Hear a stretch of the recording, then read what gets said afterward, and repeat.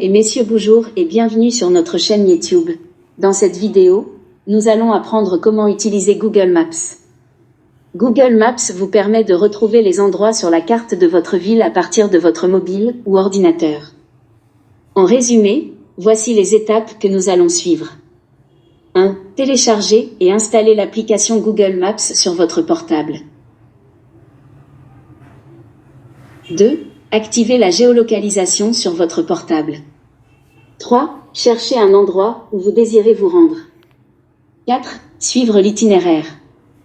À la fin de cette vidéo, si vous avez toujours besoin d'aide à utiliser Google Maps, n'hésitez pas de nous contacter pour une formation plus approfondie.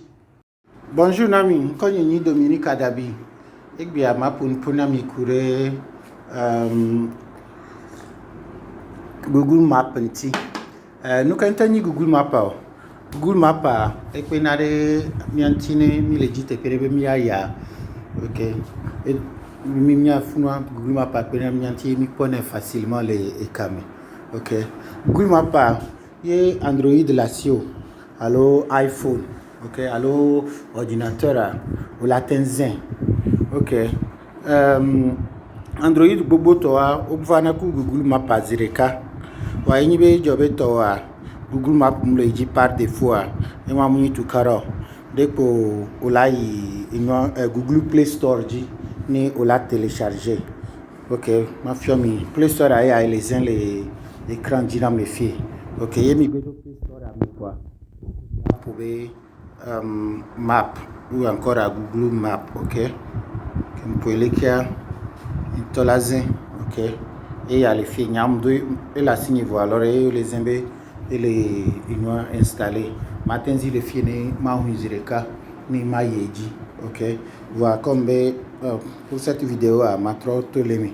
Ni ma fille l'écran dit à fille que belia. Ni à me installer voir. Ni me paye fille les kia et à les ok. Nous y allons les ok. Le dit maïa firé, il m'y a allé que maïo. Par exemple, madame exemple si bébé m'jaï banque, ok.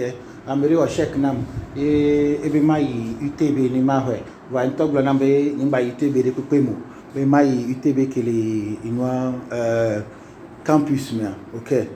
Nani m'y a le meilleur alors ni a allé que maïo. Matembio zemi jatabo no film. Tamio nye alo mio ola no do solinam kaka impelati konam alo nke ma wa nyibe matin yi kame ni ma hu Google Maps ti bale ke les gens de fia et na afike o no be recherche ma hu afike muleji maya ok mblana mi muleji mayi eno UTB ke le campus pamia campus pamono alors dans ce cas ma hu de fiebe UTB campus, ok, il y a les gens, les films qui disent, il y a les amis, ok. Puis que musia, mais pas be, ouais que auto l'autre bon et que me le dit à toi, il est pas l'écran de domédia au moins UTB agence campus. Et nous de cadrer les VVR mon be mag le namia. Quand comme y a ça, média mido a activé et nous connaissons be géolocalisation, ok. Géolocalisation et nous y a mis un portable avec tam il comme virer les kia il n'y a pas bouton pour le fier et de cadrer les miens la ni ok les nya bon ya o y position ok ça dépend que portable que mis les encore la tente vous on pas fait comment le fier position y mis india nous que aussi bébé flèche to be rond les gomme wanre y mis india quoi gomme mi a géolocalisation elle est activée. Et nous, géolocalisation, l'anglais mais est GPS. GPS a Global Positioning System. Et comme nous, satellite au Miami. Nous avons satellite au do Miami. Ok. Alors, satellite, nous avons Afrique, les animaux, waya ola no po. Ok. Le tento moi récupérer que toi ola no po. Qu'on a récupéré que moi ola no po. Ok. Alors, c'est grâce à ça. Alors, entier. Yo le jibo la ya fira yo gbe pour nous ben quoi yenyibe nous les référencer si bon le remia et chanlazin satellite atala be ok en ko le dia et ya le fier la cloy ok alors elle verrebe inamia activer géolocalisation nya sinu ya gomi ok fifi que nous le hunle kia n'entend il le bouton rouge que le fnois ye mba don ye me nyere le kia mi akpo be nkwa chanlaze OK nkwa chanlaze ya UTB agence campus OK afike mbe mayi won ye mi po le go me fia ohun en détail o ma zi engineer ba keke nyere ni nyako fia ele glo na mbe ela ho 15 minutes o ta hunde ji yem que les enfants chan la ke ta fortol de le fun ka mbe yem so hunya be mai fun ela ho 15 minutes nam OK et que mi le quoi wabe information par des fois on a fi OK et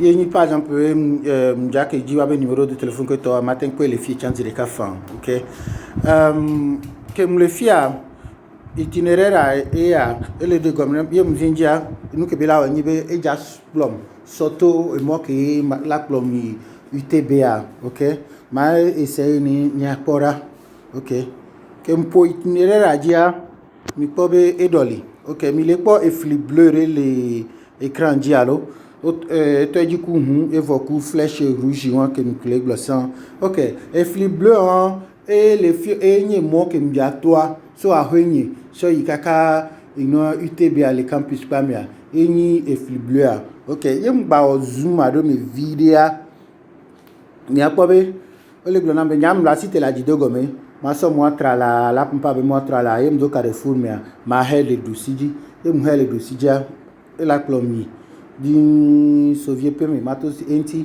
avenue me mato enti ma itra la ma va corre atiku me clicame mato funchanti kaka mano do tod mana e ba les enke be ma ha kona le emioji ma so pavé em so mo tra la ma va to pharmacie bon cimenti ma ba itra la mana ikwa ma va porter pe ke mleya et alors nous que les filles na ma fi mi le point mi pa bo fi a on be démarrer fi a on be étape comme be mleo vidéo be macho de gomena mi inti mi mesure kasino mai étape anto ala de gomena mi ale ke mi ano toa si so ahoyo me aha kona aso mo ke ale ke mbleva ya yo ye étape o dia anto la po de kade la be OK nene ya fi yo se gomena re kwa o ten supportable la so gbalare mu ji alo e mo ji le ne ajemo yo ja ajemo po adepo là Asie démarrer OK il fait comme dit démarrer quoi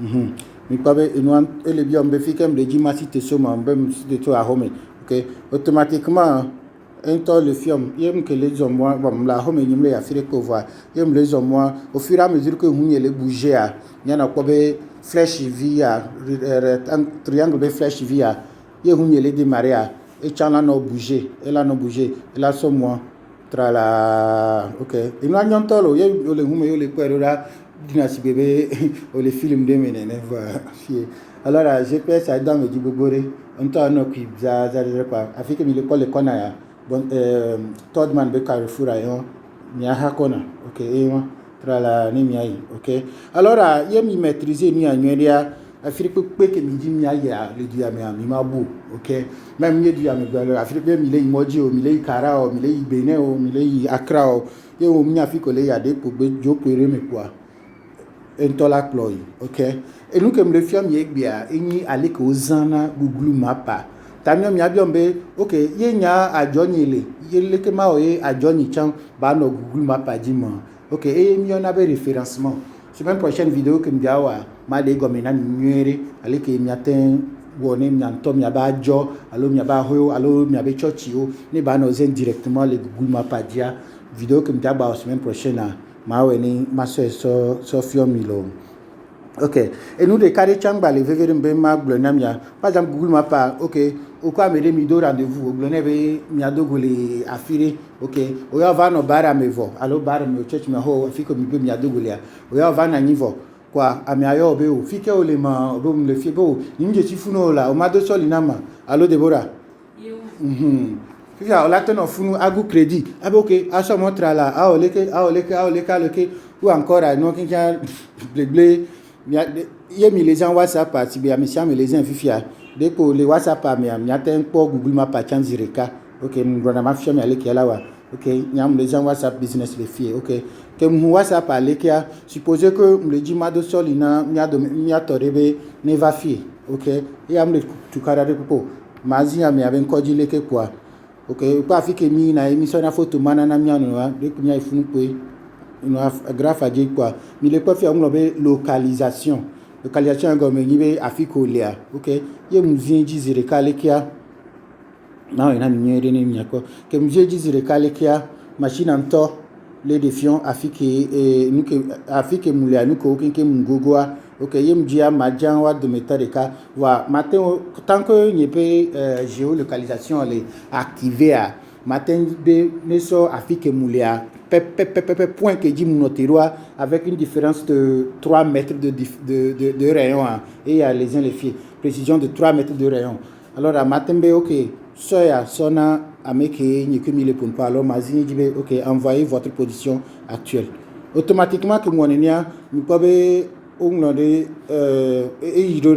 irora mais alors il suffit que amianezi ejile ke quoi ola bia be nuko ja so mi ma be la so Google Maps so hu ok ye Google Maps le modine chan étoile huzireka ila poko la be ha funu polea ok non je veux pas quitter abe no funu polea ok e chan la so be hu alo la so be mo telenena quoi e va sur tu garder pepe mano ok mde nwa gomi na mi j'espère que mi si gomi e mi atan mi atenzen ni ela don mi adi voyez ni be mi se gomi nyore e jojina mi voa mi baledo tu kara wili be mi ale ke mi awe doa e atukara mulemu mde kuna mi yomi ye mi yomia mi admitori la zone va mi abo et là de gomi na mi de kare kamia chami on a formation en nouvelle technologie mi fiona mo ale ke uzana portable ale ke uzana télévision connectée ale ke uzana ordinateur nde pepe ke gbeni inuyeye ok ko play alo sebe ona